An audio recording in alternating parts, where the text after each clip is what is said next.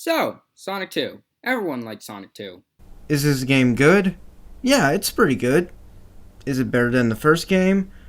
Debatable. No, unacceptable. Sonic 2 introduced a few new things: a yellow fox, the 7th Chaos Emerald, and Green Hill Zone with less potential in the music but a better normal theme.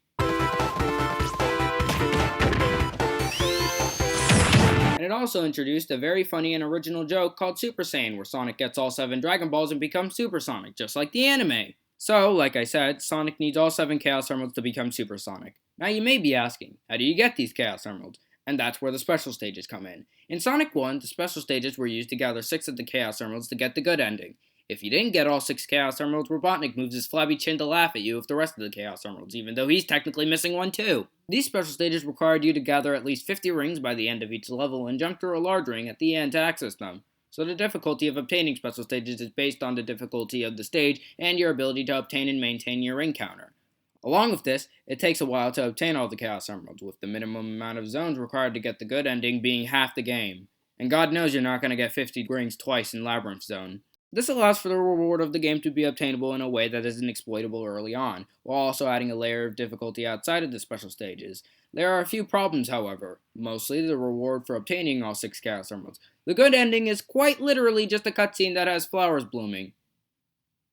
So you're trying to tell me that I gathered at least 300 rings and gave myself an epileptic seizure just so I could see some flowers blooming. If I wanted to go see flowers blooming, I would watch them outside like a normal person. You think my 7-year-old mind would want to go see nature? I'd rather watch Power Rangers Dino Thunder than get the good ending of Sonic 1. Who even likes Dino Thunder? I like Dino Thunder.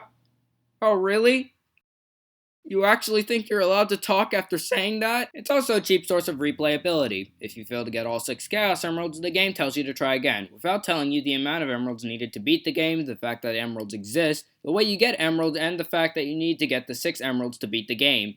It makes you replay the full game to actually beat it by exploiting your ignorance. That's not good game design, it's bad. So now let's actually talk about the special stages. Automatically rotating stages encapsulate the very being of this stage, with Sonic forever stuck in his rolling animation. He must navigate the entirety of the stage while avoiding being forcibly taken out to obtain a Chaos Emerald, which is usually encased by blocks you must maintain touching to break.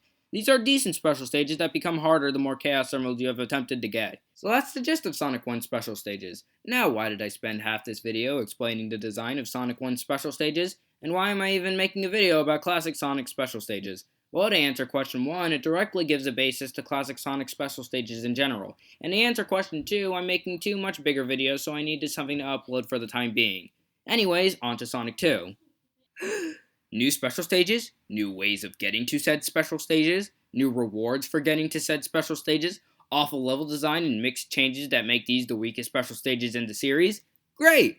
So let's first start with the new way of getting to these special stages. Instead of having 50 rings by the time you reach the end of a level, you instead have to gather 50 rings by the end of a checkpoint. This makes it so that Chaos Emeralds can be collected much more easily, to the point where you can potentially get Supersonic by the time you reach the first boss.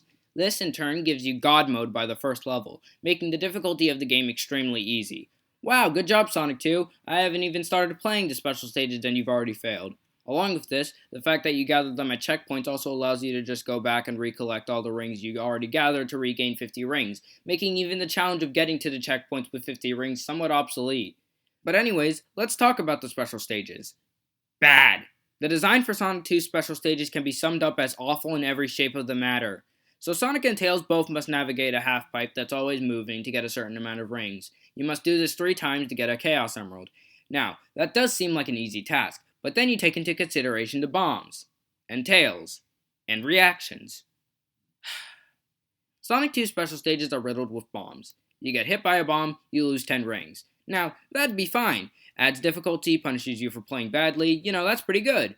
But, with the way Sonic 2 is designed, half the time, you're about to turn and you instantly have to react to a bomb. This makes the gameplay very trial and error. Oh, you got hit from something that you didn't react to in a split second? 10 rings, kid! Oh, you didn't jump at the exact moment all your ground coverage would be gone and you knew about it? Anios dias, boy! Oh, you couldn't grab the rings that were circulating in the air because they made the depth perception worse than my self-esteem? Your life! Like I said with the ending of Sonic 1, exploiting ignorance for replayability isn't a good idea. It's bad game design. And then you have Tails. Tails runs behind Sonic, and he also collects rings. Problem is, he has about half a second of input lag, so if you're relying on Tails to pick up Sonic's slack, sometimes he'll hit more bombs than Sonic, and when the bombs cover all ground control and you get hit without jumping, you can lose up to 20 rings. It's incredible how big of an oversight a singular yellow fox is in a video game. And that should be everything to cover with Sonic 2's special stages. They're designed in such a mixed to awful way that everything good about them is negated by how awful they are. And, along with that, they're so reaction-based that the succession of obtaining all 7 Chaos Emeralds is dependent on your already found knowledge of the stages, rather than your overall skill, which is why I think Sonic 2's special stages are the worst in the series. Now you may be wondering why a video about Sonic 2's special stages has the most editing than any other thing found on my channel. And I can't really give you an answer.